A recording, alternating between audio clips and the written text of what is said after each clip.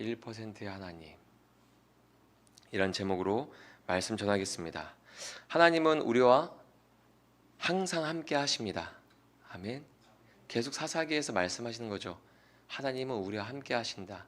하나님이 함께 하시는 그 한 사람을 통해서 하나님은 역사하시고 승리하시고 일하십니다. 그런데 하나님이 함께 하시기 때문에 힘들 때가 있습니다. 하나님이 함께 하시기 때문에 힘들 때가 있습니다. 하나님이 함께 하시는 게 분명하기 때문에 하나님 저한테 왜 그러세요?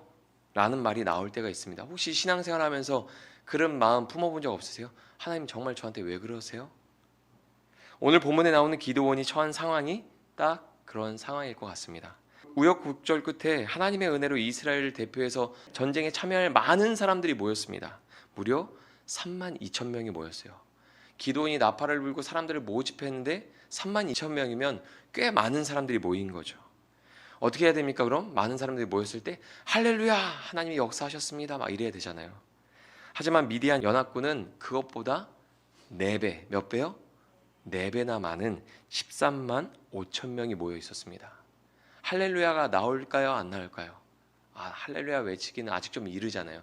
이제 3만 2천 명이 모였으면 이제 그 다음 스텝이 뭐예요? 하나님께서 또 역사하셔서 더 많은 사람들을 붙여주시고 우리 인간적인 생각에서는 13만 5천 명이 모였으면 한 40만 대군을 모아주셔서 전쟁에 나가게 해주셔야 되잖아요. 지금 이 상황이 어떤 상황이냐면 지금 3만 2천 명이 모였고 미디안 연합군은 13만 5천 명입니다. 싸울 때 이스라엘 사람 한 명당 4명씩 싸워서 이겨야 되는 상황인 거예요. 4배나 많잖아요. 승리를 보장할 수 없는 쉽지 않은 싸움이었습니다. 그런 상황에서 하나님이 무슨 말을 하셨습니까? 오늘 보면 2절에 보면 하나님이 이렇게 말씀하십니다. 너를 따르는 백성이 너무 많은즉 내가 그들의 손에 미디안 사람을 넘겨주지 아니하리니 너를 따르는 백성이 너무 많은즉 이 말을 들으면 어떤 생각이 들까요? 하나님 많다니요. 이게 무슨 말인가? 지금 3만 2천 명밖에 안 모였고 지금 미디안 연합군은 13만 5천 명이면 저한테 더 붙여주셔야죠. 하나님 저한테 왜 그러세요? 이런 마음이 들 수 있는 상황인 거죠. 하나님은 기드온과 이스라엘 사람들이 미디안과 싸우는 것을 반대하십니다. 정확히 말하면 싸움을 반대하시는 게 아니라 싸우기 위해 모인 3만 2천 명이 모두 다 전쟁에 나가는 것을 반대하십니다. 너를 따르는 사람이 너무 많다. 내가 미디안을 넘겨주지 않을 거다. 하나님께서 지금 뭐라고 말씀하시는 겁니까? 네 손에 가진 것이 많아서 내가 너와 함께하지 않을 것이다. 여러분 기드온 입장에서 그런 마음 품지 않겠어요? 하나님 정말 왜 그러세요? 저한테 왜 그러세요? 이런 마음 품지 않겠어요? 지금 여기에 모인 사람들이 어떤 사람들입니까? 기드온이 표적을 구하고 성령 충만함을 받아서 나팔을 불러서 사람들을 불러 모았잖아요. 지금 이 모든 순서들이 어떤 순서예요? 하나님의 말씀에 순종하고 하나님의 역사였잖아요. 그렇게 모인 사람들입니다. 그러면 이 정도면 이제 하나님의 은혜이고 승리의 표적으로 이해하고 나가서 용감하게 싸울 수 있을 것 같아요. 그래 안 붙여주시면 3만 2천 명만 모이게 해주셨어도 하나님의 은혜지, 하나님이 이제 함께 하실 거야, 그 믿음 가지고 3만 2천 명 데리고 나가서 싸울 수 있을 것 같아요. 이미 하나님이 일하셨잖아요. 그런데 하나님은 이렇게 싸우는 건 하나님의 방법이 아니라고 말씀하시는 거예요. 우리도 신앙생활을 하다 보면 이런 상황을 겪게 됩니다. 그때 무슨 마음이 들까요? 하나님 저한테 정말 왜 그러세요? 이런 말이 뱃속 깊은 곳에서 막 나오지 않을까요? 저는 하나님 저한테 왜 그러세요? 라고 한 적이 한두 번 있어요. 신앙생활 하면서. 한 번도 없으세요? 저만 그런가요? 그럴 것 같은데 여러분 믿음으로 모였어도 미디안 연합군이 4배 많은 상황이면 우리가 바라는 것은 할 수 있다, 걱정하지 마, 두려워하지 마, 내가 너와 함께 할게, 걱정하지 마, 나가서 싸우자. 하나님 그렇게 격려하시고 위로하셔야 나갈 수 있잖아요. 하나님 뭐라고 말씀하시는 거예요? 지금 사람들이 너무 많이 모였다. 네 손에 가진 것이 너무 많다. 내가 너와 함께 하지 않을 거야. 이런 상황 어떻게 우리가 이해하고 받아들여야 될까요? 성경에 나온 기드온의 이야기는 그냥 기드온만의 이야기가 아니라 우리의 이야기입니다. 이런 일을 겪으면 정말 속상하고 억울해요. 잘할 수 있는데 그것들을 사용하지 못하게 만드실 때가 있는 거죠. 기드온이 이제 표적을 구하고 성령 충만해서 나팔을 불고 사람들을 모아서 그래 32,000명 그래 이걸로 한번 해보자 이렇게 마음 먹고 나갈 수 있잖아요. 근데 그렇게 마음 먹고 나갈 수 있는데 하나님이 아니라는 거예요. 사람이 너무 많이 모였다는 거예요. 우리도 인생에서 비슷한 경험을 한 적이 있을 겁니다. 하나님의 일을 할 수 있는 시간, 건강, 물질의 넉넉함이 있을 때는 아무것도 못하게 하시고 포기하고 아무것도 없을 때 은혜를 부어주셔서 부르시는 거예요. 지금이다. 내 시간이 없을 때, 내 건강이 다 약해졌을 때, 나이 들었을 때, 그리고 물질의 넉넉함이 없을 때 하나님 은혜 주셔서 부르셔서 지금 하나님이 함께 하자고 부르실 때가 있는 거죠. 여러분 모세 어떻습니까? 모세는 애굽의 왕자로 힘과 지혜가 있었던 사람이죠. 젊음도 있었어요. 그런데 하나님이 모세를 부르셔서 사용하실 때가 언제였습니까? 왕자의 지위를 잃어버리고 미디안 광야에서 젊음을 다 허비하고 한풀 꺾였을 때, 이제 인생의 마지막을 바라보고 80세가 되었을 때 하나님이 부르셔서 그를 통해서 이스라엘을 구출하는 놀라운 하나님의 역사를 이루셨습니다. 아브라함은 어떻습니까? 75세에 하나님의 부르심을 받았습니다. 이미 그때도 자녀를 갖기 늦은 나이였어요. 그때도 늦은 나이였는데 하나님이 약속하신 것을 바로 주지 않으셨습니다. 부르셨을 때. 아브라함이 나이가 많아져서 늙었을 때, 자녀를 가질 수 없는 불가능한 현실 앞에 있을 때, 포기하려고 할 때, 그때 하나님이 나타나셔서 뭐라고 말씀하십니까? 아브라함아, 나는 아직 약속을 기억하고 있다. 나는 그 약속을 지킬 거야. 포기하지 마. 그렇게 포기하지 말라고 말씀하시고 불가능한 상황 속에서 그에게 자녀를 주십니다. 기드온에게 일어난 상황은 우리 입장에서 보면 실망스럽고 상처될 일이지만 하나님께는 다 이유가 있었습니다. 하나님의 방법은 언제나 선하신 거죠. 하나님이 우리에게 주고 싶어 하시는 것은 큰 승리가 아니라 믿음이었습니다. 하나님이 원하시는 것은 하나님의 백성들이 큰 승리를 경험하고 이기는 방법을 배우는 게 아닙니다. 믿음을 주시는 게 목적이에요. 우리 안에 발생하는 여러 가지 시험과 유혹 가운데 하나님이 우리에게 주길 원하시는 것은 그 상황이 바뀌고 승리하는 것이 아니라 믿음을 주시기 원하시는 겁니다. 우리 인생에서 하나님 저한테 정말 왜 그러세요? 하나님 저한테 왜 그러세요? 라는 마음이 올라온다면 그건 하나님이 우리에게 믿음을 주시기 위해서 일하고 계신 증거일 수 있는 거죠. 6장에서 기드온이 하나님께 표적을 구하고 기도할 때마다 응답하셨던 이유가 무엇입니까? 믿음을 주기 위함이었습니다. 오늘 보면 2절 말씀 후반절에 보면 이렇게 기록하고 있습니다. 이스라엘이 나를 거슬러 스스로 자랑하기를 내 손이 나를 구원하였다 할까 함이니라. 하나님 다 이유가 있으신 거죠. 하나님은 이스라엘을 너무 잘 알고 계셔서 많은 사람이 전쟁에 나가는 것을 반대하셨던 겁니다. 그렇게 나가서 승리하면 하나님의 은혜를 망각하고 자기의 무용담을 자랑할 게 뻔했기 때문입니다. 스스로 자랑하기를 내 손이 나를 구원하였다 할까 함이니라 라는 말과 비슷한 말이 출애굽기를 보면 또 나옵니다. 출애굽기 32장 4절 말씀 우리 같이 읽어볼까요? 시작. 아론이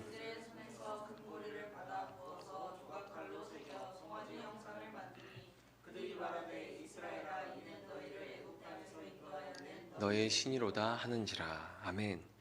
10가지 재앙을 경험하고 홍해를 건너는 놀라운 기적을 경험하면 뭐합니까? 애국 군대가 홍해 바다에 다 수장되고 그래서 그들이 다 죽고 큰 승리를 얻었습니다. 그렇게 큰 기적과 큰 은혜와 큰 승리를 얻었어도 하나님을 잃어버리면 길을 잃어버리는 겁니다. 하나님의 은혜로 많은 사람이 모였습니다. 그런데 그렇게 많은 사람이 모여서 승리하면 그들의 반응은 보지 않아도 비디오입니다. 뻔한 결과입니다. 하나님은 전쟁에서 하나님의 하나님됨을 나타내시고 우리에게 믿음을 주시기 원하십니다. 전쟁이 끝난 다음 그 다음 전쟁에서는 믿음을 가진 자가 승리할 것이기 때문입니다. 아무리 큰 전쟁에서 승리해도 믿음이 없다면 그 다음 전쟁에서 승리하지 못할 게 뻔한 거죠. 여러분 우리가 하나님이 주시기 원하는 그 믿음 첫 번째가 무엇입니까? 하나님이 우리와 함께 계신다. 둘째는 하나님이 함께 하시면 반드시 승리한다. 왜냐하면 하나님은 살아계시고 전능하신 하나님이시기 때문입니다. 하나님은 믿음의 열매를 맺기 위해서 2번의 가지치기를 하셨습니다. 32,000명이 모였을 때 하나님이 2번의 가지치기를 하세요. 우리 삶에서 우리가 가지고 있는 많은 것들을 쓸모없게 만드시고 사용하지 못하게 가지치기를 하실 때가 있습니다. 믿음으로 살게 하시기 위함입니다. 오늘 본문 3절에 보면 이런 말씀이 있습니다. 같이 읽겠습니다. 이제 너는 백성의 귀에 외쳐 이르기를 누구든지 두려워 떠는 자를 길라산을 떠나 돌아가라 하라 하시니 이에 돌아간 백성이 2만 2천 명이요 남은 자가 1만 명이었더라. 아멘. 3만 2천 명이 모였을 때 첫 가지치기로 집으로 돌아간 사람들의 특징이 무엇입니까? 두려움에 떠는 자들이었습니다. 두려움에 떠는 자들. 이제 미디안 연합군 13만 5천 명이 있고 3만 2천 명이 모였잖아요. 하나님의 인도하신 가운데. 근데 그 안에 어떤 사람들이 있는 거예요? 두려움에 벌벌 떨고 있는 사람들이 있는 거예요. 아마 저 상황에 가 있으면 기드온이 이 말을 외쳤을 때 사람들이 그럴 거야. 지금 네 얘기하는데 네 얘기하는 것 같아. 자, 잘 가. 이렇게 했을 것 같아요. 왜요? 두려워 벌벌 떨잖아요. 손 파래지고 막 입술 부르 떨고 막 떨고 있는 그 사람들. 제일 먼저 가지치기 한 사람들이 누구라고요? 두려움에 벌벌 떠는 사람들이었습니다. 한 번의 가지치기로 2만 2천 명이 돌아갑니다. 두려움에 사로잡힌 사람은 하나님의 영광을 경험할 수 없습니다. 믿음은 두려워하지 않는 것이죠. 두려움을 주는 상황을 만나지 않는 게 아닙니다. 믿음은 사자굴과 풀무불에 들어가는 것도 두려워하지 않는 것이고 골리앗 앞에 나아가는 것도 두려워하지 않게 만듭니다. 왜냐하면 하나님이 나와 함께 하신다는 믿음이 있기 때문이죠. 두려움이 있는 자들을 돌려보내신 것은 두려움이 있으면 하나님 말씀에 온전히 순종할 수 없기 때문입니다. 조급한 마음에 실수할 수 있기 때문입니다. 여러분, 전쟁에서 중요한 건 무엇입니까? 타이밍이죠. 타이밍. 하나됨. 타이밍. 오늘 말씀 뒤에 내용을 보면 전쟁할 때 기드온이 300명의 용사를 데리고 밤에 은밀하게 적들을 공격합니다. 조용히 다가가서 한 번에 이제 항아리를 깨트려야 하는데 너무 두려워요. 항아리 들고 막 가는데 너무 두려워서 손에 막 땀이 많이 나서 항아리를 가까이 가기 전에 미끄러져서 떨어뜨려서 쨍그랑 소리가 났어요. 어떻게 될까요? 전쟁은 망하는 거예요. 실패하는 겁니다. 두려움은 하나님의 일을 이루어가는데 가장 큰 방해물입니다. 아무것도 못하게 만들죠. 두려움은 하나님이 주시는 마음이 아닙니다. 혹시 현실 앞에 두려움을 느끼고 계시는 게 있습니까? 하나님이 주시는 마음은 두려움이 아닙니다. 하나님이 우리에게 주시기 원하는 마음은 기쁨, 감사, 평안이죠. 믿음은 두려움 앞에서도 평안을 누리게 합니다. 오늘 본문 4절에서 8절 말씀 우리 같이 읽어보겠습니다. 여호와께서 또 기드온에게 이르시되 백성이 아직도 많으니 그들을 인도하여 물가로 내려가라. 거기서 내가 너를 위하여 그들을 시험하리라.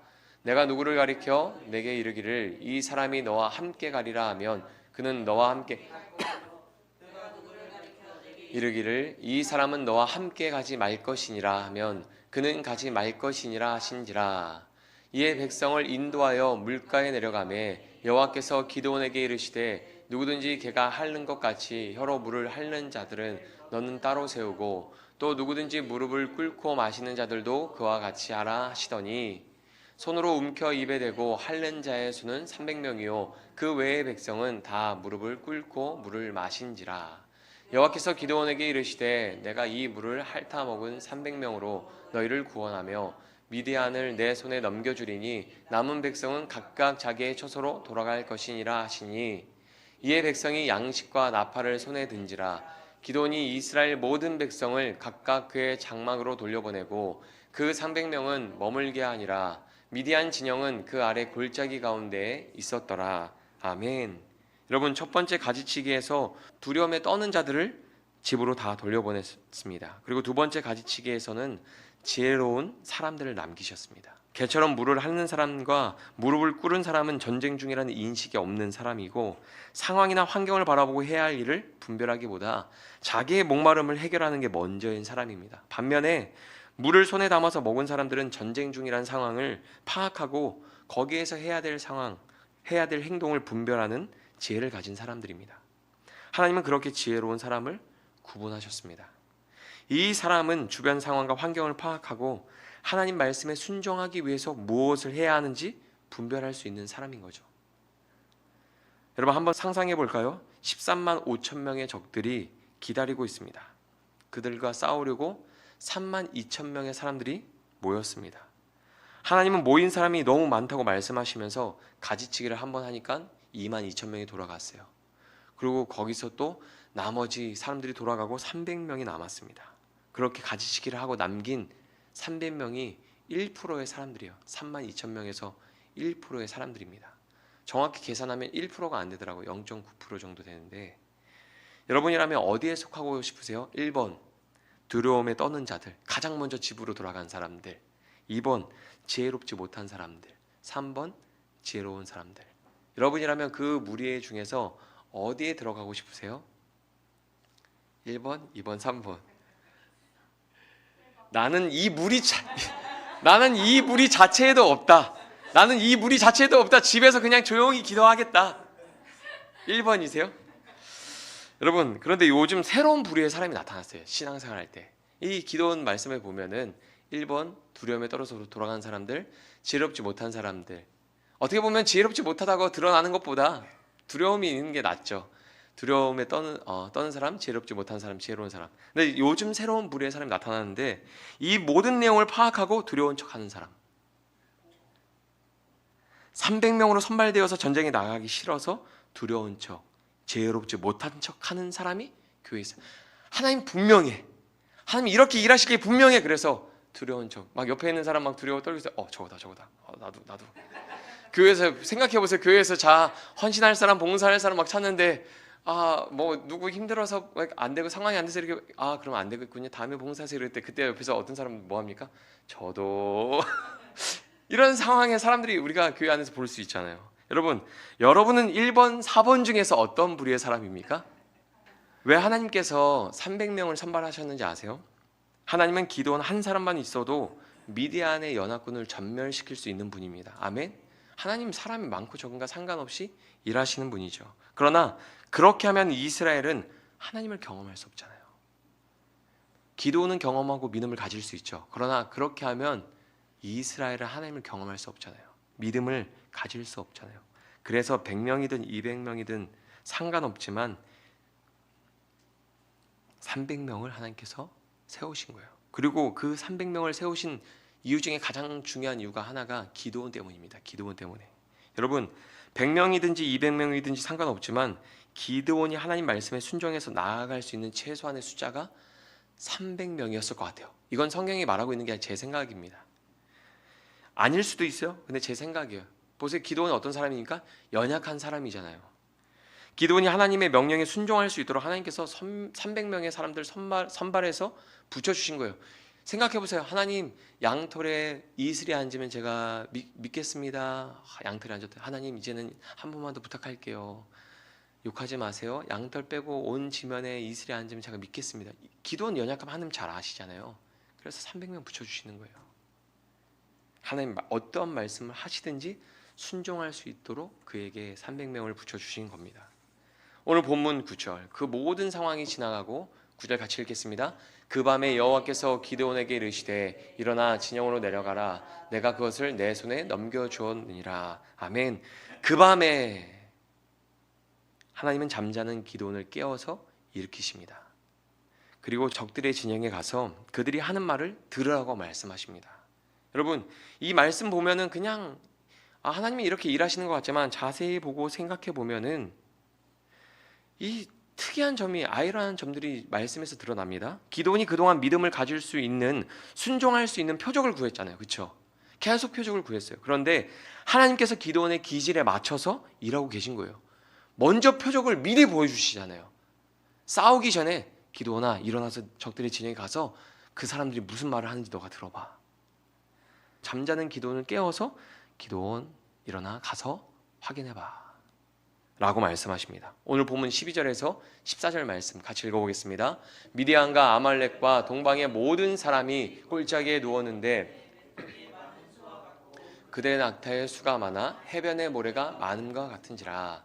기도원이 그곳에 이른즉 어떤 사람이 그의 친구에게 꿈을 말하여 이르기를 보라, 내가 한 꿈을 꾸었는데 꿈에 보리떡 한 덩어리가 미디안 진영으로 굴러 들어와 한 장막에 이르러 그것을 쳐서 엎으니 그 장막이 쓰러지더라. 이는 다른 것이 아니라 이스라엘 사람 요아스의 아들 기드온의 칼이라. 하나님이 미디안과 그 모든 진영을 그의 손에 넘겨주셨느니 하더라. 아멘. 여러분, 기드온이 가서 그 밤에 병사들이 하는 이야기를 듣는 거예요. 그리고 병사들 꿈에서 기드온이 승리하는 소식을 막 이야기할 때 그 소식을 기드온이 듣고 어떻게 합니까?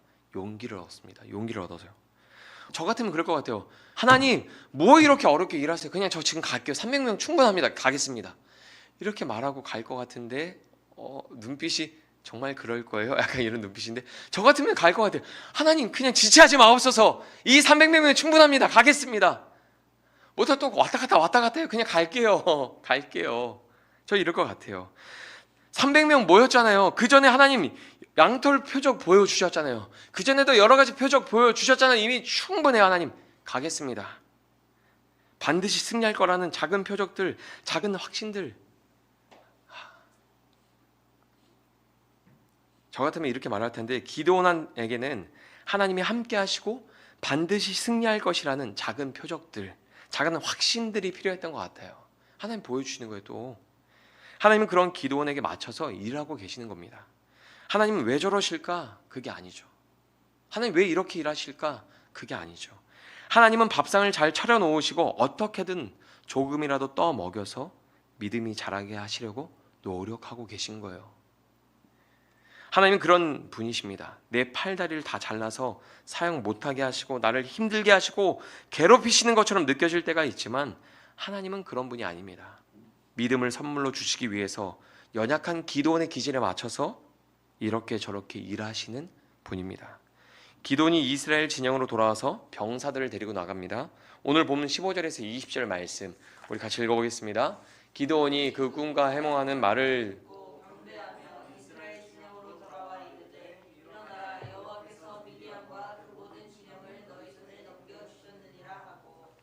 300명을 세대로 나누어 각 손에 나팔과 빈 항아리를 들고 항아리 안에는 횃불을 감추게 하고 그들에게 이르되 너희는 나만 보고 내가 하는 대로 하되 내가 그 진영 근처에 이르러서 내가 하는 대로 너희도 그리하여 나와 나를 따르는 자가 다 나팔을 불거든 너희도 모든 진영 주위에서 나팔을 불며 이르기를 여호와를 위하라 기드온을 위하라 하라 하니라. 기드온과 그와 함께한 100명이 이경초의 진영 근처에 이른즉 바로 파수꾼들을 교대한 때라. 그들이 나팔을 불며 손을 가졌던 항아리를 부수니라. 세대가 나팔을 불며 항아리를 부수고 왼손에 횃불을 들고 오른손에 나팔을 들어 불며 외쳐 이르되 여호와와 기드온의 칼이다 하고. 아멘. 여러분, 기드온이 밤중에 300명을 깨워서 전쟁하러 나갑니다. 그들에게 전략을 자세히 알려주지 않아요. 기드온이. 그렇죠? 생각해 보세요. 기드온이 가서 적 병사들이 하는 이야기를 듣고 용기를 얻어서 왔어요. 그러더니 어떻게 해요? 자는 병사 300명 깨우는 거예요. 전략을 자세히 이야기해 주지 않아요. 그냥 나팔과 빈 항아리에 횃불을 감추게 해서 자기를 따라오게 합니다. 자세히 설명해야 안 해요? 어떤 일을 할지 설득하지 않아요. 그냥 아무것도 아니고 깨워서 횃불 챙기고 항아리 챙기고 나팔 챙기고 날 따라와. 이렇게만 하는 거죠. 여러분, 저는 이 장면이 굉장히 아이러니한 장면인 것 같아요. 하나님은 기드온의 기질에 맞춰서 표적을 미리 보여주셨잖아요. 근데 기드온이 하나님의 일을 할 때 어떻게 일하냐면 하나님처럼 일해요. 하나님처럼 일해요. 너희는 나만 보고 내가 하는 대로 해라. 그렇게 말해요. 17절 말씀 한번 다시 띄워주시겠어요? 너희는 나만 보고 내가 하는 대로 하되. 설명하지 않아요. 하나님 이렇게 일하시잖아요. 거의 대부분. 여러분, 그러면서 전쟁이 나가요. 시편 46편 10절에 보면 하나님이 전쟁 가운데 뭐라고 말씀하시면 너희는 가만히 있어. 내가 너희의 하나님됨을 알지어다. 너희 아무것도 하지 마. 나만 봐. 내가 하는 거 봐. 그게 하나님이시잖아요. 근데 기드온이 하나님은 기드온의 기질에 맞춰서 미리 표적을 보여주시면서 그렇게 조심스럽게 일하시는데 기드온은 하나님처럼 일해요. 너희는 나만 보고 내가 하는 것만 따라해. 나만 믿고 따라와. 그렇게 가는 거예요. 300명의 병사들이라고 상상해 보세요. 순종하기 어려운 상황일 수 있죠. 갑자기 자고 있는 깨워서 야, 나팔과 항아리 챙겨서 나 따라와. 13만 5천 명이 있는 그 사자굴 속으로, 이건 사자굴이 아니죠. 사자 입 속으로 들어가자고 하는 거예요. 자는데 깨우더니 싸우러 나가자라고 하고 아무런 준비도 없이 갑자기 그냥 항아리와 나팔을 챙기라고 하고. 여러분, 순종하기 어려운 상황이고 순종하기 어려운 말이죠. 그런데 어떻습니까? 모두 순종합니다. 이것도 이상한 일이죠. 모두 순종해요. 제가 한 가지 예화가 생각났어요. 이걸 준비하면서 제가 초등학교 때 반에서 아이들을 대표하는 이제 반장이나 회장을 세우잖아요. 근데 6년 다녔는데 그 중에 딱 한 학년이 반장을 무시하는 일이 있었어요. 전 그때 엄청 충격을 받았거든요. 반장이나 회장은 선생님의 권위 아래 세워진 학생을 대표하는 아이잖아요. 그럼 반장이 어떤 말을 하든지 순종해야 되고 잘 지키고 따라야 되잖아요. 근데 어느 날 반장이 말하는데 애들이 말을 듣지 않는 거예요. 네. 저는 그때 충격을 받았어요. 아, 반장 말을 안 들어도 되는 거였구나. 그때 처음 알아요. 그때가 4학년이었는지 5학년인지 모르겠는데 애들이 반장 말을 안 듣고 제가 반장해야 되는데 4학년 아니었던 것 같아요. 5학년이나 그 고학년이었던 것 같은데서 제가 반장해야 되는데 저런 애가 반장해야 되네 하면서 막 반장 공격하고 반장 말 안 듣고 막 반장 하다가 막 여러 번 울고 막 그랬거든요. 학기 중에 사소한 갈등이 쌓이면서 반장을 반 대표로 인정하지 않았습니다. 반장을 신뢰하지 않으니까 반장이 하는 말을 듣지 않더라고요. 학생들이 아무 이유 없이 반장 말을 잘 듣는 건 반장이 신뢰를 주었기 때문이죠. 최소한 신뢰를 깨는 행동을 하지 않았던 거죠. 그리고 선생님이 너무 무서운 분이셔서 그럴 수도 있죠. 반장 말을 잘 듣는 거죠. 반장이 선생님 제가 말 안 듣고 제가 말 안 듣고 선생님 부르면 안 되잖아요. 기도원의 말에 300명이 일사불란하게 움직이고 순종합니다. 나팔 확 챙기고 항아리 챙기고 횃불을 항아리 감춰서 적진에 들어가요. 일사불란하게 움직이고 순종합니다. 기도원의 말에 모든 사람이 따라갈 수 있었던 이유가 무엇인지 아세요? 그의 눈빛, 목소리, 표정, 모든 것의 승리를 확신하는 믿음이 있었기 때문이에요. 어떻게 자는데 깨워서 야 이거 챙겨 설명도 안 하고 전략도 안 짜는데 그냥 갑자기 사자 입속으로 들어가자 그러면 누가 따라갑니까? 안 가죠. 여러분, 근데 그 300명의 사람이 기드온의 말을 듣고 순종하고 따라갈 수 있었던 것은 하나 되어서 움직여서 따라갈 수 있었던 것은 기드온의 눈빛, 목소리, 표정에 승리를 확신하는 믿음이 보였거든요. 하나님이 기드온을 통해서 일하고 계신 것을 300명이 느끼는 거예요. 그렇게 300명이 하나 되어서 밤중에 적들의 진영에 가서 나팔을 불면서 소리치고 항아리를 깨트렸습니다. 막 창창 깨트렸어요. 그러자 적들이 서로 놀라서 어떻게 합니까? 서로 죽이면서 싸우고 그런 일들이 일어나는 거예요. 오늘 본문 21절에서 23절 말씀 같이 읽어보겠습니다. 각기 제자리에 서서 그 진영을 에워싸매 그 온 진영의 군사들이 뛰고 부르짖으며 도망하였는데 300명이 나팔을 불 때 여호와께서 그 온 진영에서 친구끼리 칼로 치게 하심으로 적군이 도망하여 스레라의 벳 시다에 이르고 또 답바에 가까운 아멜 몰라의 경계에 이르렀으며 이스라엘 사람들은 납달리와 아셀과 온 므낫세에서부터 부름을 받고 미디안을 추격하였더라. 아멘. 여러분, 그날 밤에 죽은 사람이 무려 12만 명이었습니다. 12만 명. 말도 안 되는 승리죠. 사사기 8장 10절 말씀 보면 이렇게 기록하고 있습니다. 이때 세바와 살문나가 갈굴에 있는데 동방 사람의 모든 군대 중에 칼든 자 12만 명이 죽었고 그 남은 15,000명가량은 그들을 따라와서 거기에 있더라. 이제 나머지 15,000명도 나중에 또 죽어요. 여러분 보세요. 그날 밤에 죽은 사람의 수가 몇 명이요? 12만 명. 여러분, 그들이 들고 있는 게 무엇입니까? 모든 사람이 칼을 들고 있었어요. 이스라엘 사람들 뭐 들고 나갔습니까? 나팔과 항아리. 그걸 들고 싸운 300명의 사람들에 의해서 칼을 들고 있는 12만 명의 사람들이 죽었어요. 말도 안 되는 승리죠. 말도 안 되는 승리죠. 여러분, 기드온과 300명의 용사가 이 싸움에서 자랑할 게 있을까요? 한번 생각해 보세요. 엄청난 승리를 했잖아요. 근데 기드온과 300명 용사가 이 전쟁에 승리하고 자랑할 게 있었을까요? 누군가 물어볼 거 아니에요. 두려워서 집에 돌아간 사람들은 할렐루야를 외쳤을 텐데 300명이 너무 큰 승리를 하고 왔으니까 얼마나 궁금한 게 많겠어요. 300명으로 13만 5천 명을 죽이려면 한 명이 450명을 죽여야 합니다. 여러분, 그렇게 싸워서 이기려면 하룻밤에 다 못 죽여요. 다 못 죽여요. 생각해 보세요. 미디안 연합군에 승리한 걸 말할 때 하나님이 하셨다는 말을 빼고 내가 제일 크게 소리 질렀잖아.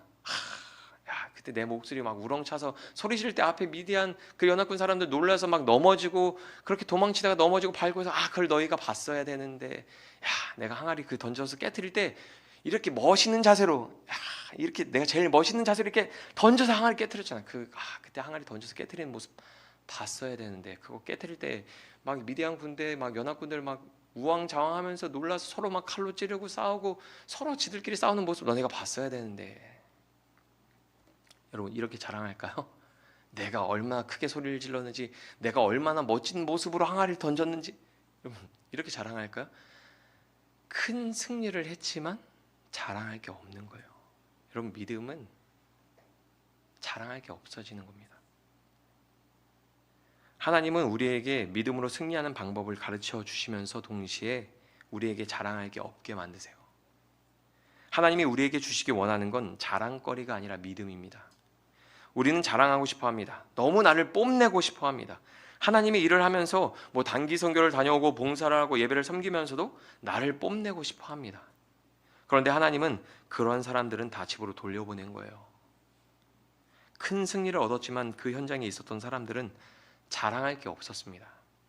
기드온과 300명의 용사들이 얼마나 고생했을까요? 여러분, 너무 많은 고생을 해서 막 배고파서 막 뭐라도 좀 먹고 하려고 하는데 그것도 하나님 공급 안 해주세요. 그런데 그렇게 고생해서 승리했는데 자랑할 게 없어요. 하나님이 다 하셨잖아요. 저는 여러분에게 묻고 싶습니다.